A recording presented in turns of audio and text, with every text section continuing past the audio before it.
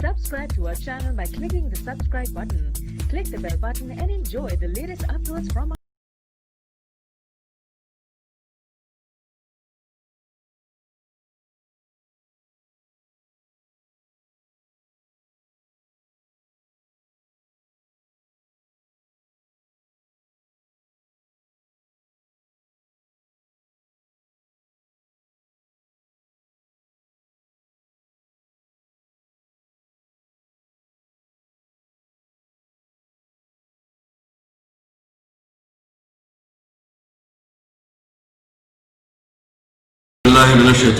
بسم الله الرحمن الرحیم په ډسټریکټ صوابۍ کې د ډسټریکټ پولیس افیسر صوابي سید خالد حمداني سے په حکم باندې موږ د خراب بلف چې کوم د موټر سایکلو بلفونه سوځېدلي دي او د هغې له وجې اکسیډنټونه کېږي یا دغه الکتریک څه مسله وي او اکسیډنټونه کېږي، نو په دې وجه باندې خالد حمداني صاحب دا حکم وکړو چې فوري طور دا شروع کړي.